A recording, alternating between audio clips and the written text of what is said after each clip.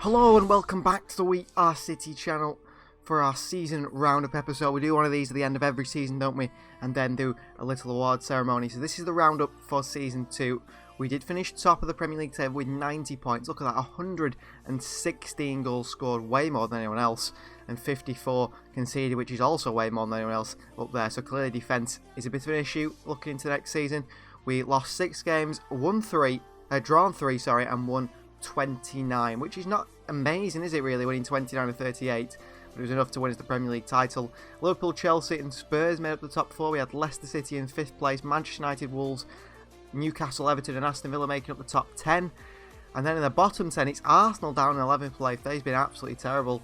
West Ham, Southampton, Crystal Palace, Sheffield United, Leeds and Brighton escaped that relegation zone because it was Fulham, Nottingham Forest and Watford who were relegated.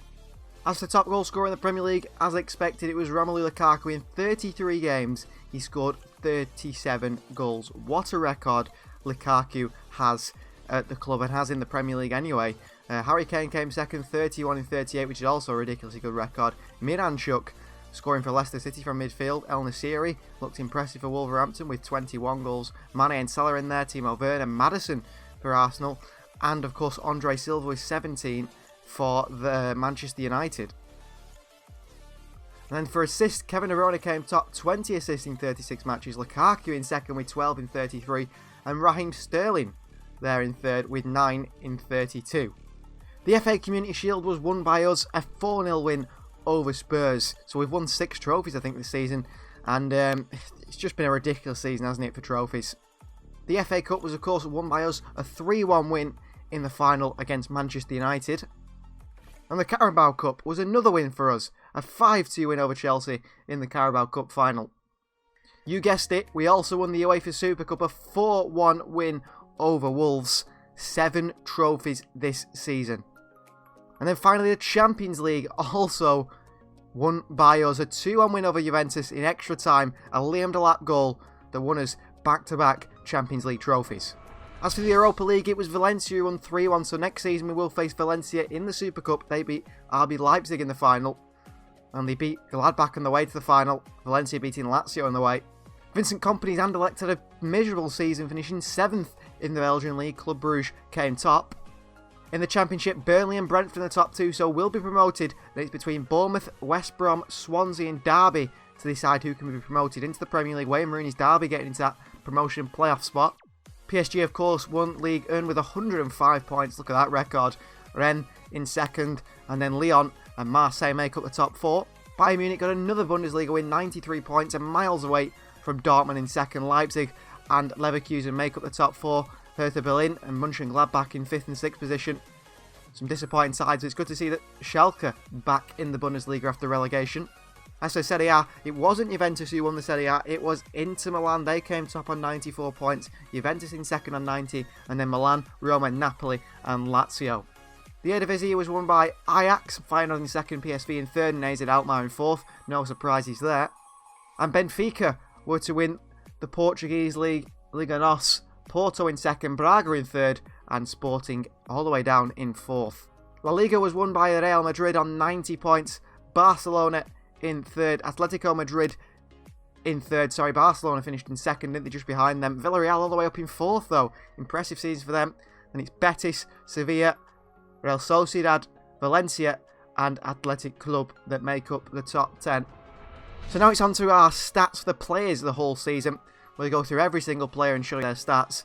And first we show the players, the top maybe 10 players or so who made the most appearances this season. You can see there Bernardo Silva, our most used player with 56 games this season. Ruben Diaz in second with 53, De Bruyne with 52, and Ederson with 51. Followed by Gundogan, 48, Raheem Sterling, 47, Joao Cancelo played 46, Hernandez 43, Ferran Torres managed to play 43 games in the end, Mahrez with 43, Lukaku with 41, Laporte with 40, Herrera with 40 as well. So plenty of used players there that have played lots of games. Bernardo Silva, I'm surprised at that one. I'm also surprised at Ferran Torres actually. I felt that he didn't play that many games actually, but towards the end he clearly did. Topping goals, no surprises there. It's Romelu Lukaku, 30 years of age now, 90 overall. He scored 43 goals in 41 games for the club. Just ridiculous record, isn't it, for Lukaku? He also got 15 assists in that time.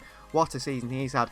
Joao Felix not far behind. He got 22 goals in 37 games and 13 assists. We've got then De Bruyne with 18 goals and 31 assists in 52 games. But look at this one for a surprise. Theo Hernandez with 17 goals from fullback, our 4th highest goal scorer, tied with Raheem Sterling, our forward, on 17 goals. 11 assists as well for him, and 10 assists for Raheem Sterling. Ferran Torres got 13 goals and 12 assists in this time. Gundogan with 12 goals and 9 assists this season. Cancelo with 12 and 11. We've got Phil Foden, who's spent most of the season injured because of the ACL injury, hopefully back and firing again next season with 11 goals and 2 assists. Hussein Aouar got 9 goals but 18 assists for Hussein Aouar this season. Mahrez with 8 and 6 assists. Not a great season for him really. Bernardo 8 and 14 assists. Delap got 7 goals in 17 games and 2 assists. Herrera with 5. Laporte with 2. Zinchenko with 2.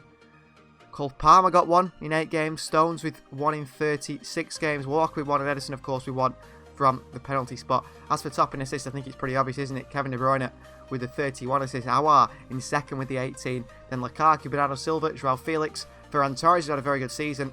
Only 23 years of age still. The same as Joao Felix. Hernandez with 11. Joao Cancelo with 11. Sterling 10. Some good performances from the players this season. Who came top in assists? It was clean sheets. Sorry, Edison with 18 clean sheets in 51 games. Not a great record. That's something we do need to work on. We said it this season, and we'll say it again. So as for development, our highest rated player now is Kevin De Bruyne, who's 95 rated. Edison in second with 93. Laporte 92. Cancelo 92.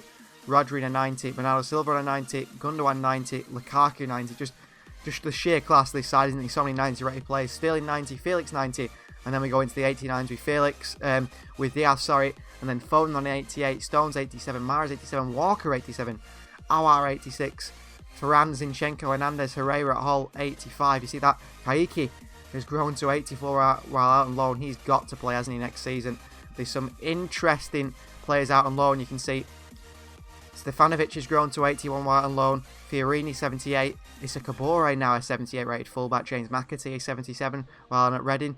Luke Mbete 77, Dario Sarmiento a 77 also, Morgan Rogers a 77, and Quadwell Barr a 75.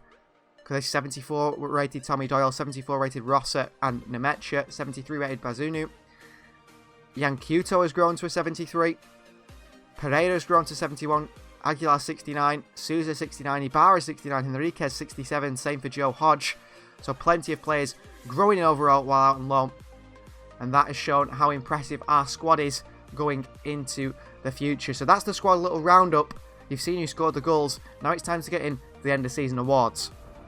So it is time for the end of season awards, and this is the first time ever an exciting new way to do the awards. They have been voted the winners by you, the fans. You voted on who you like to win. So our first award is for the lone player of the season.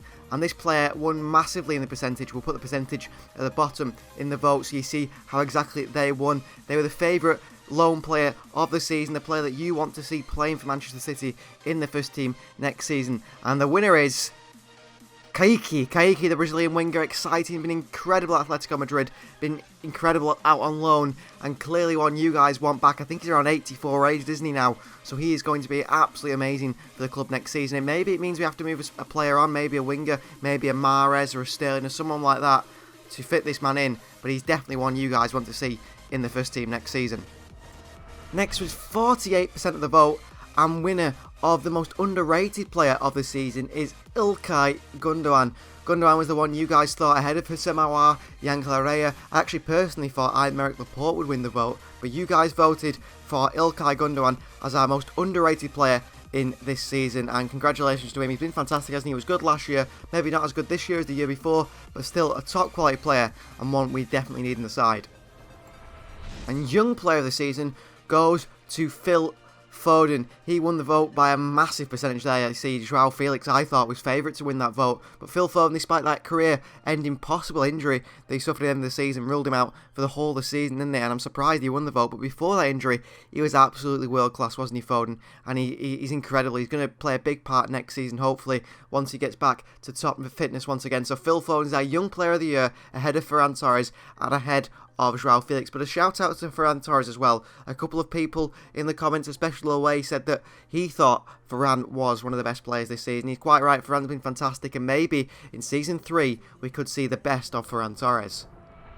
So for our final award, it's player of the season. It is, of course, Kevin De Bruyne. Kevin De Bruyne was fantastic. He won the vote ahead of Lukaku, which I'm surprised at because Lukaku had a ridiculous season for goals, didn't he?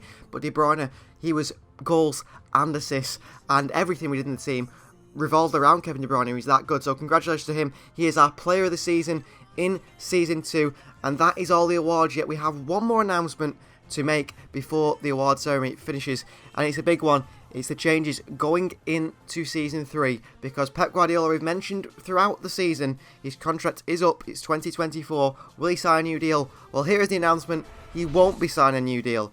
He's done everything he can at the club, and thank you to him. He says goodbye to the club.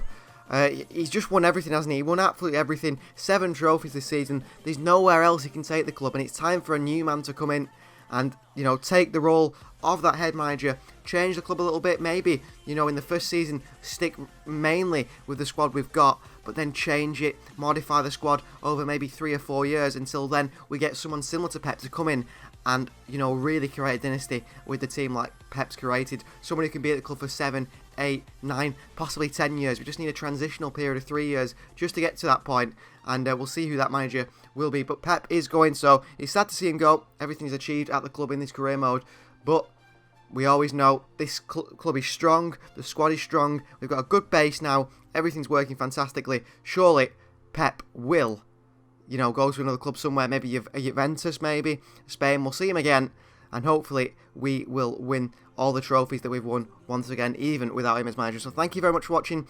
It's been great to see you guys vote on the winners of all the awards. Please do continue to like the videos and subscribe to the channel if you're not subscribed. Season 3 is very, very close to coming. 1 week away, so get ready. We'll see you next time.